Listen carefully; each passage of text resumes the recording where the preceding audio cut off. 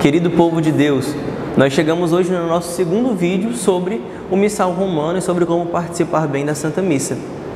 No vídeo de hoje nós falaremos sobre os ritos iniciais da Santa Missa, o que mudou nesses ritos iniciais e também algumas coisas que não mudaram, mas que é bom todos nós ficarmos atentos, principalmente as equipes de liturgia e os músicos.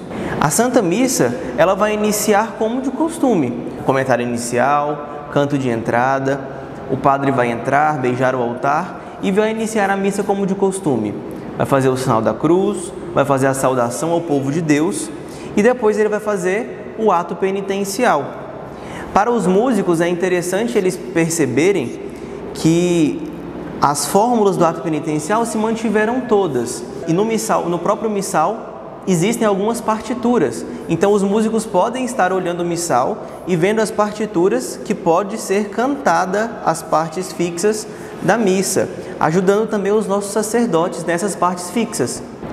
Uma coisa que todos nós devemos prestar atenção, que no ato penitencial, quando rezado, o Confesso a Deus Todo-Poderoso, nós iremos acrescentar uma frase. Vou ler para vocês. Confesso a Deus Todo-Poderoso e a vós, irmãos e irmãs, que pequei muitas vezes por pensamentos e palavras, atos e omissões, por minha culpa, minha tão grande culpa.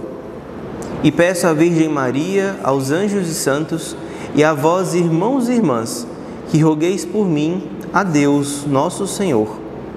Se nós percebermos, quando eu fiz o movimento de bater no peito, eu bati uma vez a mais, sendo agora 3 vezes, por minha culpa, minha tão grande culpa. Aqui nós inserimos uma vez a mais a frase, por minha culpa. É interessante os músicos ficarem atentos nessa parte, para quando se for cantar. Essa parte, quando for cantada, ela agora vai ter que ser adaptada nas músicas, que na melodia original tem somente uma vez o por minha culpa. Aqui foi acrescentado. Quando nós entrarmos em outras orações do missal, nós vamos perceber o porquê de algumas mudanças. Por exemplo, o nosso missal ele é escrito primeiramente na língua latina. Todo o missal ele é escrito na língua latina, no latim. Então, desde o Papa Bento XVI, quando se começou as reformas dos missais, as novas traduções, começou a ter uma opção maior pela literalidade. Então nós fazemos uma tradução um pouco mais literal. Quando nós começamos a ouvir as frases e as novas orações, muitas vezes nós não iremos entender muito bem, porque algumas palavras são estranhas a nós. Isso porque a tradução é quase uma tradução literal. Isso para se manter uma universalidade da liturgia em toda a igreja, aonde toda a igreja tem uma só liturgia, um só texto. Mesmo tendo algumas adaptações por causa da nossa língua, nós temos hoje uma tradução muito mais literal. Continuando no ato penitencial, como eu disse, aos músicos é interessante prestar atenção nas fórmulas que a igreja propõe. E aqui nós temos fórmulas para todos os tempos. Agora, como nós iremos iniciar o Advento, aqui tem fórmulas próprias para o Advento, tem fórmulas próprias para o tempo do Natal, fórmulas próprias para a Quaresma, para o tempo comum, para o tempo pascal. Todas as fórmulas previstas de ato penitencial estão aqui no missal e os músicos podem olhar, podem fazer tudo certinho de acordo com o missal, não inventando uma nova liturgia, mas fazendo a liturgia da igreja.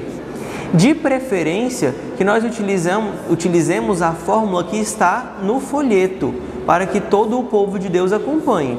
E se nós não temos folheto, mas temos um telão, um projetor, que o povo de Deus acompanhe essas fórmulas para que possa bem rezar e bem viver a Eucaristia. Para finalizar os ritos iniciais, nós temos o canto do Glória. O canto do Glória também, minha gente, é uma letra oficial. Nós temos uma letra que o missal propõe e aí nós podemos ter algumas melodias diferentes.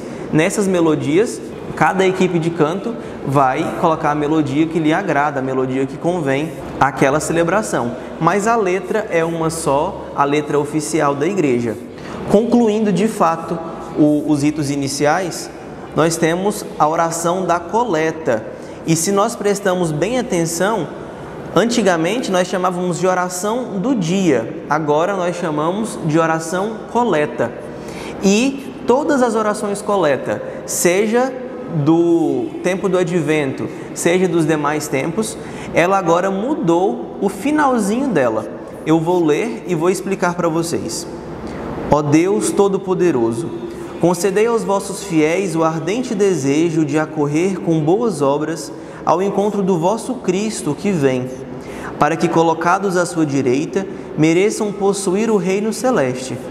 Por nosso Senhor Jesus Cristo, vosso Filho, que é Deus, e convosco vive e reina na unidade do Espírito Santo, por todos os séculos dos séculos. Amém.